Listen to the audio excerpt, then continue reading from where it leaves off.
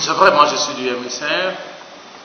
Le PPRD a organisé ses activités politiques en tant que parti. On ne peut pas lui interdire. Et où l'on parle de la rentrée politique de Joseph Kabila, qui, il faut le savoir, est président du PPRD. Et le PPRD demande ou annonce la rentrée politique de Joseph Kabila. Et je ne pense pas que cela puisse être un sujet de discussion, de débat. Vous savez, en tant qu'homme politique, après les élections, il peut s'être reposé un tout petit peu. Et maintenant que le parti politique qui le soutient annonce sa rentrée politique, ça veut dire que dans le programme, ils ont de différentes activités auxquelles on remarquera sa présence, où il participera, il va donner lui-même le ton. C'est ça la rentrée politique pour un homme politique. Non, pour déranger, pourquoi? C'est là que je dis, il y a beaucoup de gens qui manquent de jugeote, excusez-moi. Joseph Kabila était président de la République, il a organisé les élections et un bon démocrate, il avait dit qu'une fois non élu, il céderait la place à celui qui serait élu. Et ce qui a été fait, Joseph Kabila ne s'est pas présenté selon les dispositions constitutionnelles qui ne demandent pas, qui ne permet pas au président de la République qui a déjà fait 2 mandats, c'est-à-dire un mandat renouvelable une fois, de se représenter. Il a promis qu'il n'allait pas être candidat et il n'est pas été candidat. Et il a fait la passation civilisée de pouvoir. C'est lui qui a remis le pouvoir entre les mains de Félix Tshisekedi. Pourquoi viendrait-il encore aujourd'hui déranger? Non, ça n'a pas de sens. Ça n'a pas de sens dans la mesure où Joseph Kabila, un homme épris de paix, en cédant,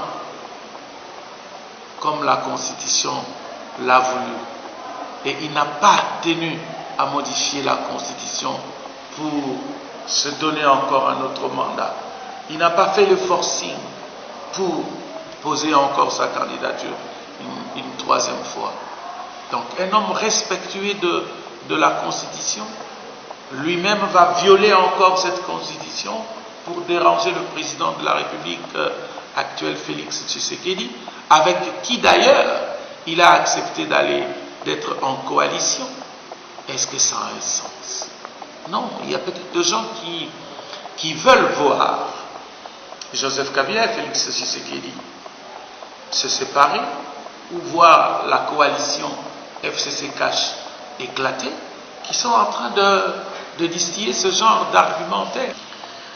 Je n'ai pas personnellement entendu cela. Moi, je suis du MSR. Je suis secrétaire général adjoint du MSR. Je n'ai pas été invité aux manifestations du PPRD. Je n'ai pas entendu cela. Mais il faudra demander au secrétaire permanent, Emmanuel Ramazani Shadari, pourquoi il avait dit ça, si vraiment il avait dit. Parce que vous savez, un homme politique, ou dans une manifestation politique, un homme politique peut haranguer la masse, ses militants, ses cadres, pour les amener vers une direction. Mais il n'est pas dit qu'il faut lui demander alors quelles étaient ses motivations en disant cela. Donc je ne peux pas interpréter cela dans la mesure où je n'ai pas été et je n'ai pas entendu moi. Il n'y a pas confusion, chers amis, il n'y a pas confusion. Quand la Constitution a été élaborée sous le règne de qui? De quel président de la République? Joseph Kabila. Félix n'était pas encore président de la République à ce moment-là. Mais sa mise en œuvre. La gratuité de l'enseignement, je me réfère bien, c'est sous Matata, quand Matata Ponyo était Premier ministre, il a été dit, à part Kinshasa et Lubumbashi, la gratuité était effective à l'école primaire de la première année en troisième, parce que on a estimé que cette gratuité devait se faire par palier. Ça ne devait pas se faire de manière globale pour toute l'école primaire de la première année en sixième primaire, mais ça devait aller de la première année en troisième primaire, sauf à Kinshasa et à Lubumbashi. Et je répète, lorsque Matata Ponyo était Premier ministre, et c'était sous le règne de Joseph Kabila, cela est marqué dans la Constitution. Dites-moi un peu. On va poser encore la question, sous le règne de quel président la gratuité a commencé. Mais c'est un processus, on ne refuse pas. Écoutez, chers amis, la République démocratique du Congo ne s'est pas arrêtée un jour. Que les gens ne comprennent pas ça comme ça. Que tout s'est arrêté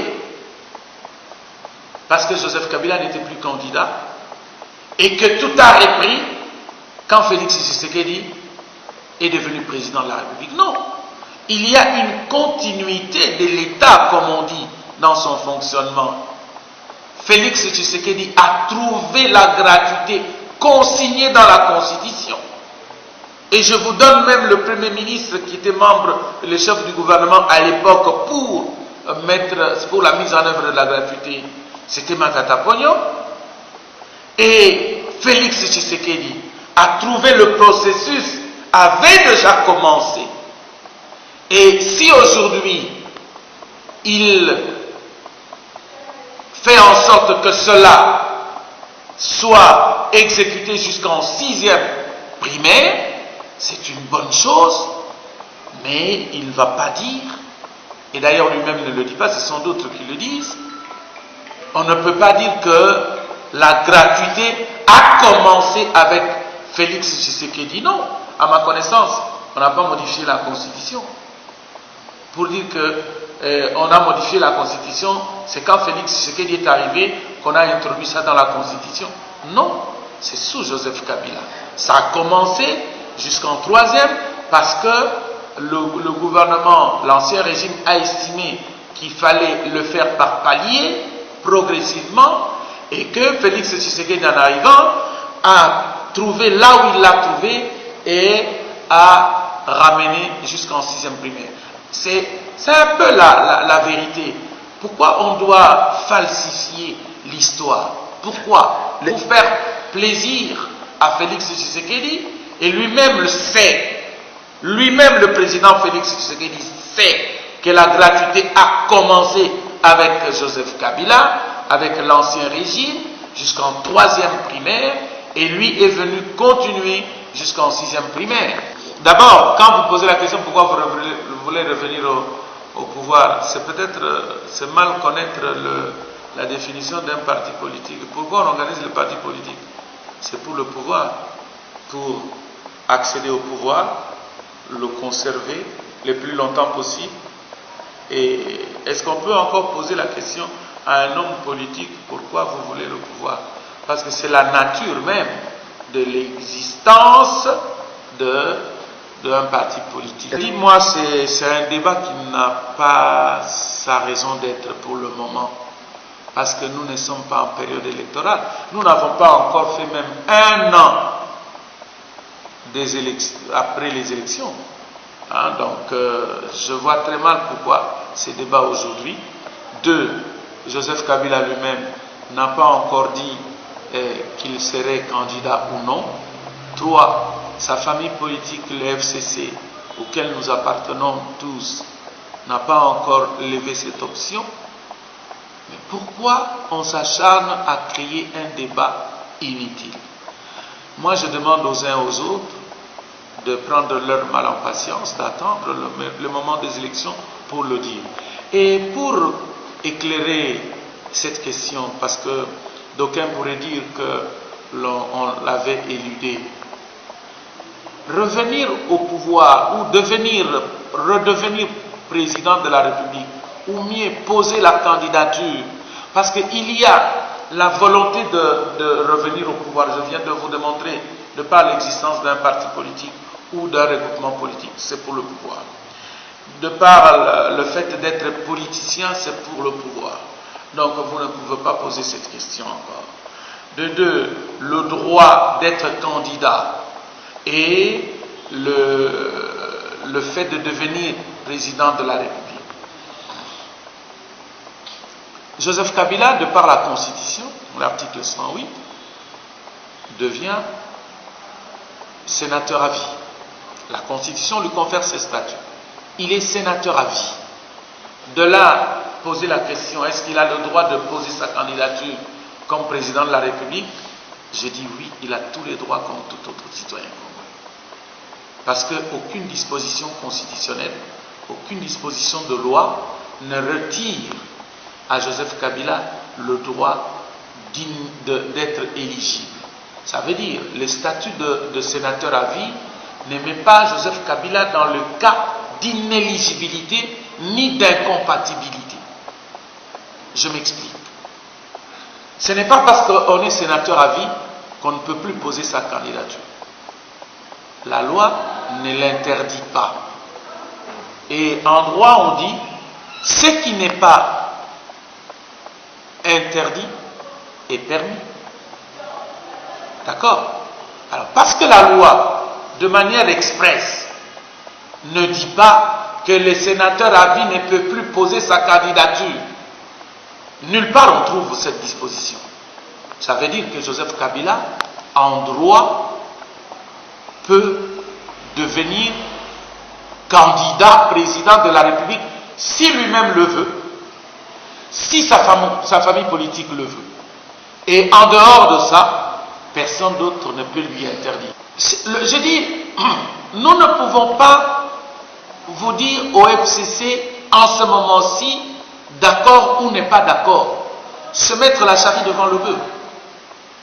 Et je comprends pourquoi les gens veulent avoir des précisions, parce que beaucoup de gens ont peur de Joseph Kabila. Beaucoup de gens sont en train de trembler déjà. Donc je leur demande de garder leur calme. Et le moment venu, le FCC se prononcera. Le moment venu, Joseph Kabila lui-même se prononcera. Mais nous devons retenir que sur le plan de droit, il a ses droits de poser sa candidature parce qu'aucune disposition de loi, la Constitution, dans aucune disposition ne lui interdit le droit d'être candidat, c'est-à-dire d'être éligible.